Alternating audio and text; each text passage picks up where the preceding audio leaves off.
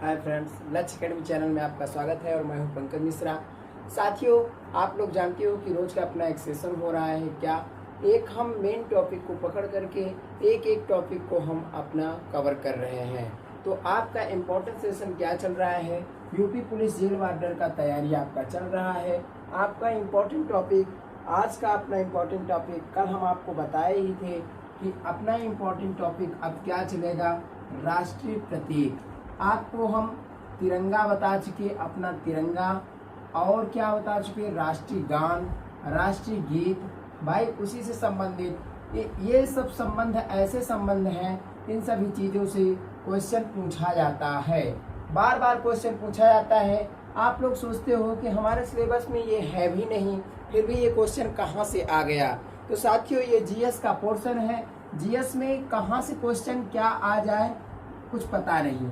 तो आप लोग तैयारी इस प्रकार से करिए कि आपको दुख भी न हो और आपकी तैयारी भी होती चले। और ये चीज़ें जनरली चीज़ें हैं। अगर आप भारत के निवासी हो तो आपको इतना तो याद करना ही चाहिए कि हमारा राष्ट्रीय क्या है, राष्ट्रीय गान क्या है, तिरंगा क्या है, तिरंगा किस लिए फहराया जाता है, ये सब तो ज्ञान होना चाहिए, ठीक ना। छोटे छोटे बच्चों को ये सब ज्ञान दिया जाता है। फिर भी आप लोग, अगर आप लोग पढ़ रहे हैं तो एकदम बिल्कुल ठीक से पढ़िए। हम एक एक टॉपिक को पढ़ा रहे हैं, ठीक साथियों। ये इम्पोर्टेंट टॉपिक, ये यूपी पुलिस जेल वार्डर का बैच शुरू हो रहा है। जिन लोगों को, अगर आप लोग अभी देरी कुछ नहीं हुआ है, जो भी तैयारी कर रहा है, आप लोग जैसा भी तैयारी कर रहे हो बहुत ही बेस्ट है। लेकिन हम एक बार ये भी कहना चाहेंगे कि आप लोग हमारे साथ में एक बार जुड़िए और समझिए कि हम पहले कैसे थे और अब हम कैसे होते जा रहे हैं। दिन बाय दिन आप ऐसे देखते चले जाएंगे, आपको पता भी नहीं चलेगा और एक एक क्वेश्चन हम आपको रटवा देंगे, एकदम दिमाग में लोड हो जाएगा। तो साथियों, आज अपना क्या है, राष्ट्रीय प्रतीक। क्या है?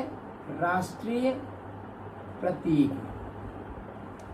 हम एक भी टॉपिक को आपके इधर उधर नहीं जाने देंगे, पूरी तरह से हम उसको कवर कराने की जिम्मेदारी एक प्रकार से पूरी तरह से यही कोशिश है। हम पूरी कोशिश करेंगे एक एक टॉपिक को। आपका यूपी जीके और अदर चीज लूसेंट से कितनी भी जीके आती हैं, सब कुछ ये क्या करते हैं, यूपी पुलिस में आते हैं, बराबर आते हैं।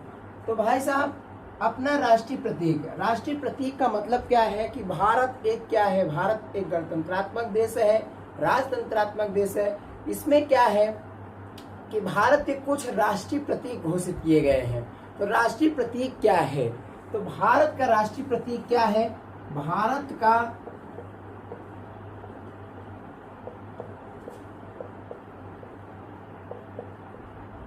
राष्ट्रीय प्रतीक, भारत का राष्ट्रीय प्रतीक क्या है? आप लोग बता सकते हैं? अगर आप लोग बता सकते हैं तो आप हमारे साथ साथ में बोलते चलिएगा। आप भले भी अकेले में पढ़ रहे हो, चाहे जैसे पढ़ रहे हो, ये लाइव क्लास नहीं है, लेकिन फिर भी ऐसा हमें फीलिंग होना चाहिए कि ये लाइव क्लास चल रहा है। भारत का राष्ट्रीय प्रतीक क्या है? राष्ट्रीय प्रतीक है सारनाथ में स्थित अशोक स्तंभ। क्या है? अशोक स्तंभ। साथियों, ये कहाँ स्थित है? आपको अभी अभी हम बताएं, सारनाथ में स्थित है। ये सारनाथ में स्थित है अशोक स्तंभ। अशोक स्तंभ में क्या है? अशोक स्तंभ में जो सारनाथ में स्थित है, उसमें कौन सा भाग, उसमें क्या है क्या? उसमें शेर है। क्या है? शेर है। शेर, कितने शेर हैं ये भी तो पूछा जाता है। उसका कौन सा भाग लिया गया है? तो भाई साहब, सारनाथ में स्थित जो शेर है उसका शीर्ष भाग लिया गया है। कौन सा भाग लिया गया है? शीर्ष भाग। शीर्ष भाग यानी कि ऊपर का हिस्सा, उसमें क्या लिया गया है? प्रतीक में लिया गया है। इसमें कितने शेर हैं? सारनाथ में स्थित जो अशोक स्तंभ है, इसमें 4 शेर हैं। कितने शेर हैं? 4 शेर हैं। लेकिन ये क्वेश्चन 2 प्रकार से बनता है। आपको हम बता दें, कुछ लोग तो कंफ्यूज हो जाते होंगे कि यार ये तो गलत बता दिए।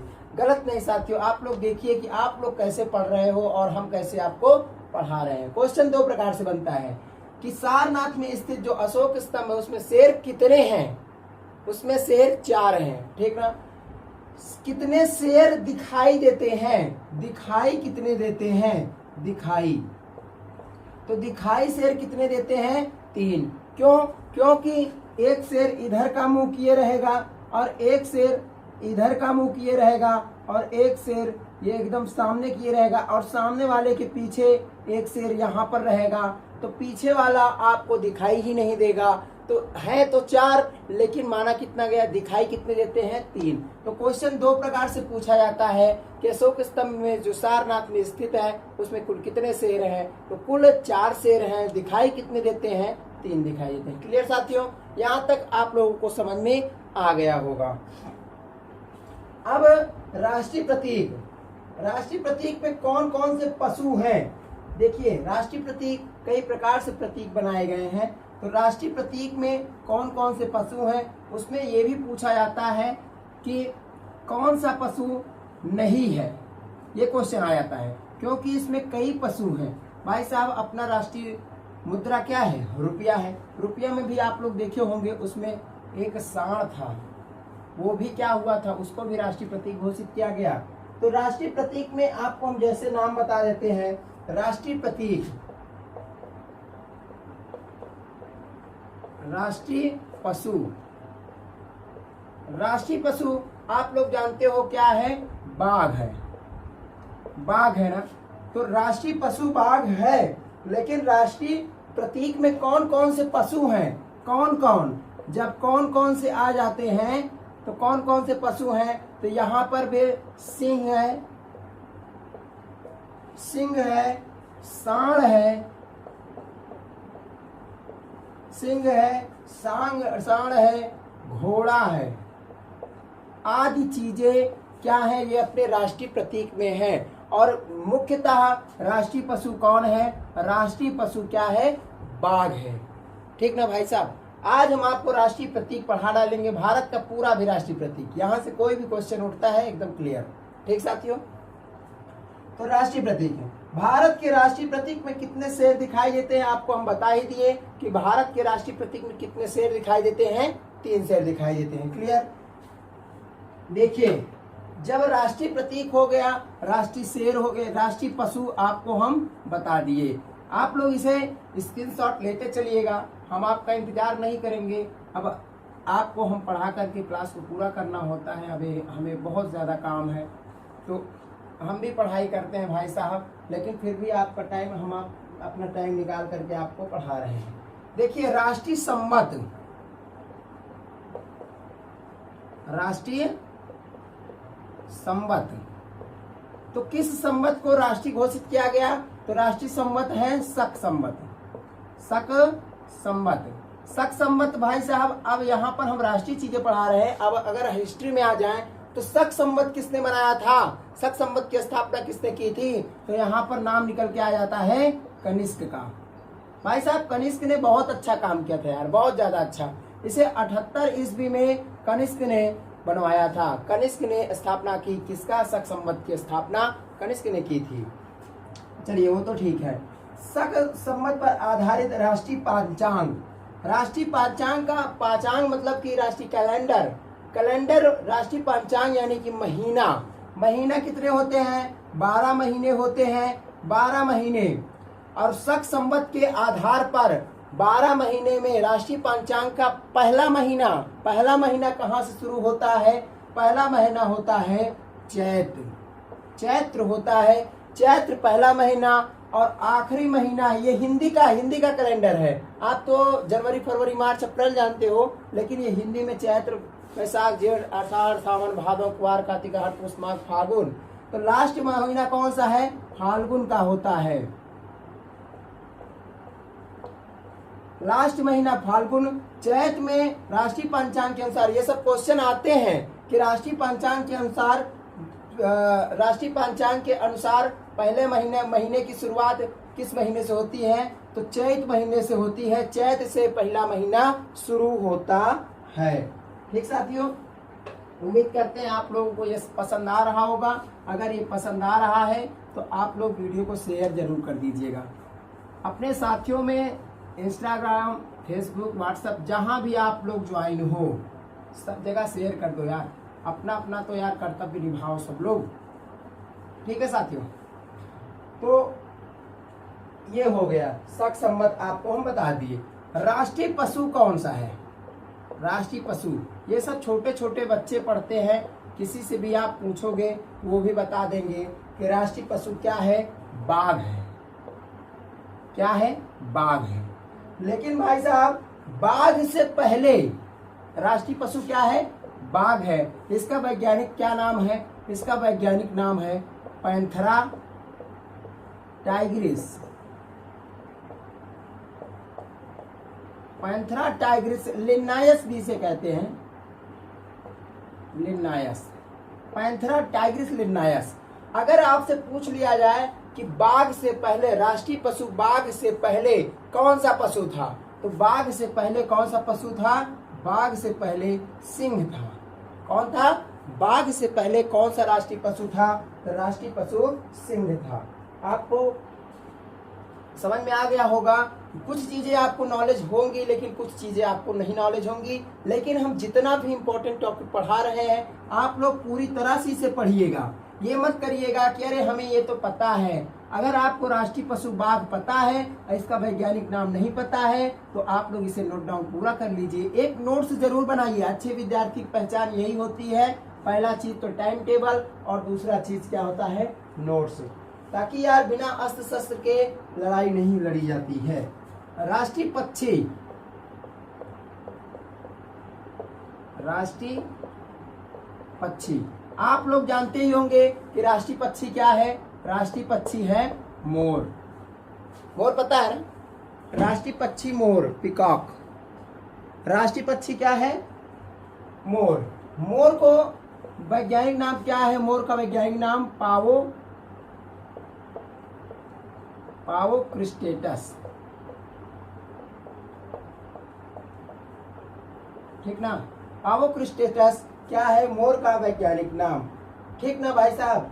आपको हम यार पूरी तरह से एक एक चीज हम बारीकी बारीकी चीज आपको बताते चलेंगे कि क्या है कैसा है। ठीक।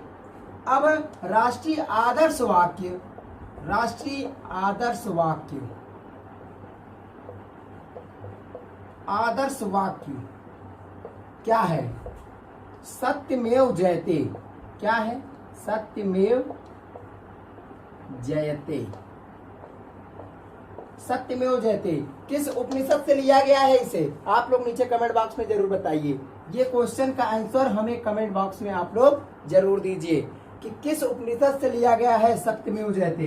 ठीक साथियों, तो हम इम्पोर्टेंट टॉपिक को आप पढ़ा रहे हैं। आपको अगर आप पढ़ भी रहे हो तो आपका ये कर्तव्य बनता है कि एक एक चीजों का आप लोग क्या करो, साथ साथ मेरे साथ साथ पढ़ रहे हो तो जवाब भी देते चलिए।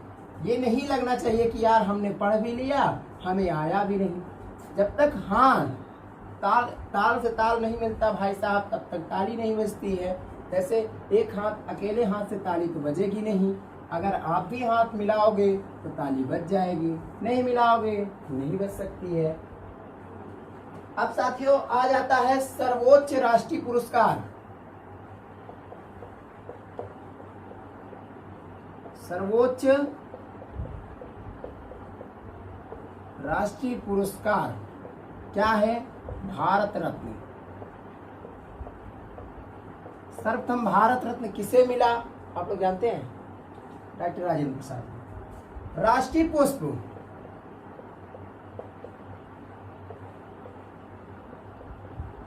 क्या है? राष्ट्रीय पुष्प। राष्ट्रीय पुष्प क्या है? कमल। राष्ट्रीय पुष्प क्या है? कमल। कमल को भाई साहब क्या कहते हैं? निलंबो न्यूसिफेरा। क्या कहते हैं? लंबो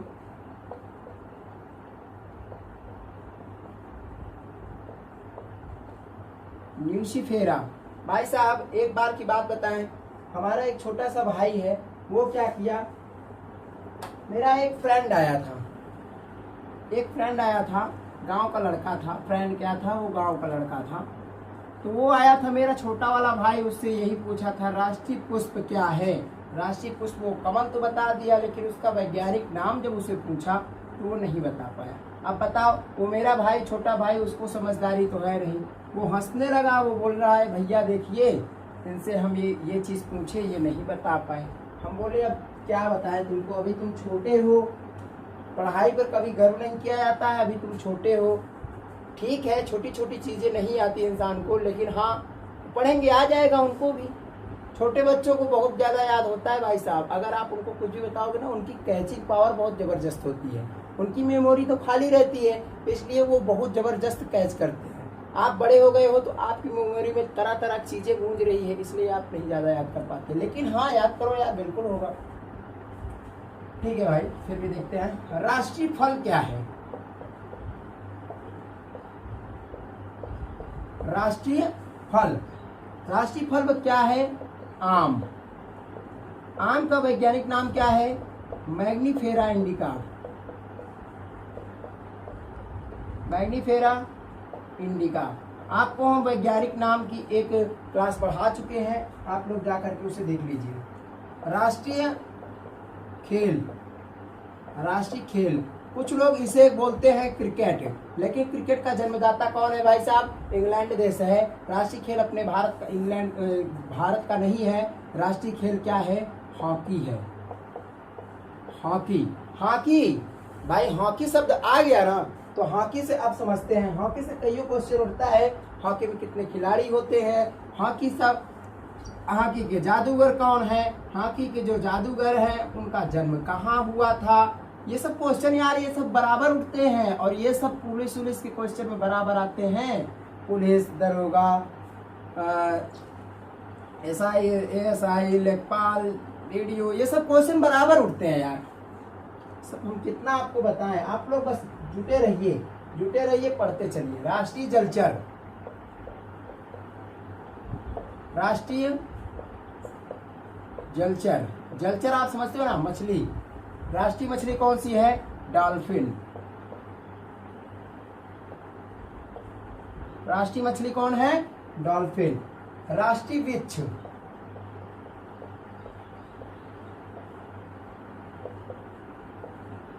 राष्ट्रीय वृक्ष बरगद। राष्ट्रीय वृक्ष कौन है? बरगद। इसका वैज्ञानिक नाम क्या है? फाइकस बेंगालिस।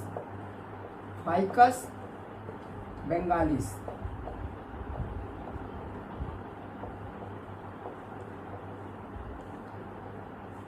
फाइकस बेंगालिस। राष्ट्रीय मुद्रा, मुद्रा की भी हम आपको ट्रिक पढ़ा चुके हैं, अभी 2-3 बाकी हैं। राष्ट्रीय मुद्रा, राष्ट्रीय मुद्रा क्या है? रुपया। भारत की राष्ट्रीय मुद्रा क्या है भाई साहब? रुपया है। आप लोग देखते चलिए, आज से राष्ट्रीय प्रतीक खत्म कर देंगे, आपको दोबारा पढ़ना ही नहीं पड़ेगा कि राष्ट्रीय प्रतीक भी क्या है, ठीक ना। लेकिन हाँ, एक बार मेरे साथ में आप लोग दम लगा करके पढ़ते चलिए। ये नहीं करना कि आज याद करेंगे, कल याद करेंगे, परसों याद करेंगे, ऐसा नहीं भाई। कल का कल देखा जाएगा, कल फिर दूसरा वीडियो अपलोड करेंगे, फिर उसको कौन याद करेगा, फिर कल कहोगे, फिर अगले दिन वाला कौन याद करेगा। राष्ट्रीय नदी,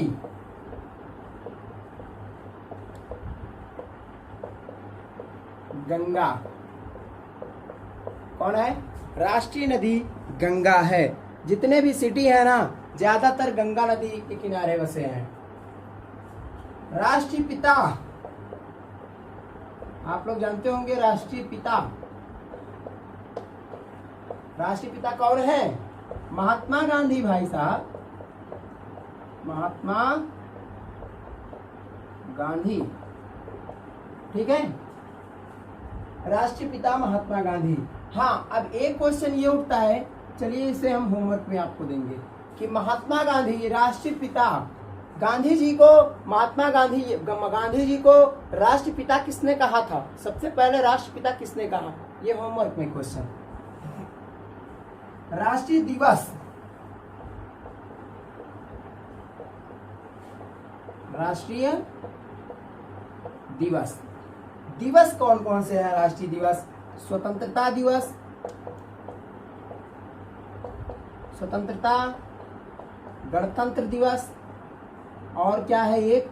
गांधी जयंती। गांधी जयंती, गांधी जयंती को भी क्या कहते हैं? राष्ट्रीय दिवस कहते हैं। 2-3 टॉपिक और बचा है, उसके बाद आपका दिवस क्या हो गया? राष्ट्रीय प्रतीक क्लियर। आज से राष्ट्रीय प्रतीक आपको दोबारा नहीं पढ़ना है। अगर आप इसे एक बार देख लिए और पढ़ लिए तो आपको दोबारा नहीं पढ़ना है। भाई साहब यार हम क्या बताएं, हम तो आपको पढ़ाते पढ़ाते यार, वैसे तो सब कुछ हमें याद ही है, वैसे जो कुछ भी अगर मिस्टेक होता है ना तो पढ़ाते पढ़ाते वो एकदम से एकदम रिपीट हो जाता है। राष्ट्रीय लिपि कौन सी है? राष्ट्रीय लिपि देवनागरी।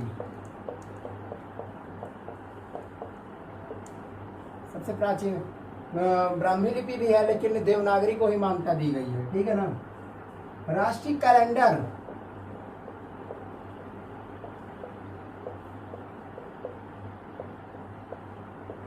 राष्ट्रीय कैलेंडर कौन है? साका कैलेंडर एक है, उसे राष्ट्रीय घोषित किया गया है।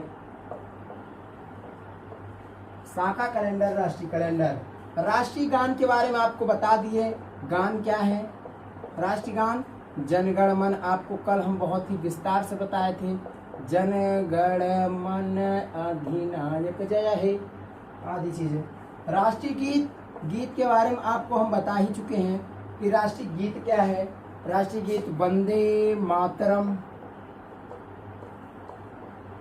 वंदे मातरम। साथियों आपको हम राष्ट्रीय प्रतीक के बारे में सब कुछ बता दिए हैं। देख रहे हैं आप कितना पसीना निकल रहा है। साथियों फैन चल रहा है लेकिन फैन की कोई सुनवाई ही नहीं। एक देखिए, अगर जिस काम में पसीना निकल जाए तो जान लीजिए कि वो काम हमें सफलता जरूर दिलाएगी। क्यों? क्योंकि घोड़ा दौड़ता है। घोड़ा क्या करता है? दौड़ता है। भाई साहब उससे ज्यादा परिश्रम कोई नहीं करता है। घोड़ा हमेशा दौड़ता रहता है, हमेशा चलता है, तो उसे क्या पसीना जबरदस्त आता है, ठीक ना। आप फावड़ा चलाते हो तो क्या मेहनत कर रहे हो, पसीना चल रहा है। हम आपको पढ़ा रहे हैं, पढ़ना और पढ़ाना, लोग सोचते हैं इसमें क्या मेहनत है, इसमें क्या, लेकिन नहीं, इसमें अगर आपको पसीना निकल गया ना तो आप समझिए कि आपकी कामयाबी आपके पास में है। भाई साहब हम यही कहना चाहेंगे कि आप लोग मन लगा करके पढ़ते रहिए। कुछ लोग कमेंट कर रहे थे सर आपका चेहरा क्लियर नहीं आ रहा है। हम कहते हैं यार चेहरा से आपको पढ़ना है, आपको चेहरा से तो पढ़ना नहीं, चेहरा से क्या मतलब है। आपको तो बोर्ड एकदम क्लियर दिख रहा है ना, आपको समझ में आ रहा है कि हाँ हम क्या यहाँ पर लिखे हैं। बस आप इस पे ध्यान दीजिए, हमारे चेहरे पर मत जाइए। हम बहुत ज्यादा खूबसूरत नहीं है भाई साहब, जैसे भी है सब ईश्वर की कृपा है, सब ठीक ठाक है। लेकिन हाँ आप उस पर, ये सब बातों पर मत ध्यान दीजिए। आप लोग पढ़ाई पे ध्यान दीजिए कि हाँ हम क्या पढ़ रहे हैं या क्या पढ़ाया जा रहा है, हमें समझ में आ रहा है या नहीं। तो साथियों उम्मीद करते हैं ये वीडियो आपको अच्छी लगी होगी। आपको देते हैं होमवर्क के लिए क्वेश्चन। होमवर्क में आपको बताए तो, लेकिन आप लोग भूल जाओगे कि कमेंट में हमें करना क्या है। कमेंट में यही देना है कि महात्मा गांधी को राष्ट्रपिता सर्वप्रथम किसने कहा था। यही एक क्वेश्चन है और कुछ नहीं है। क्वेश्चन,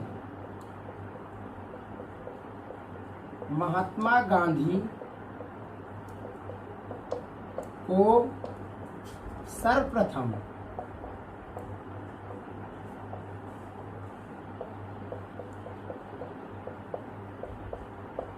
राष्ट्रपिता किसने कहा। बस इसी क्वेश्चन का आंसर आप नीचे कमेंट बॉक्स में जरूर दीजिएगा। हम आपकी कमेंट का रोजाना इंतजार करते। साथियों आपके साथ भगवान ईश्वर की कृपा बनी रहे। आप लोग जरूर सफलता पाओगे, लेकिन आप लोग एक बार मेहनत जरूर कर दीजिए यार।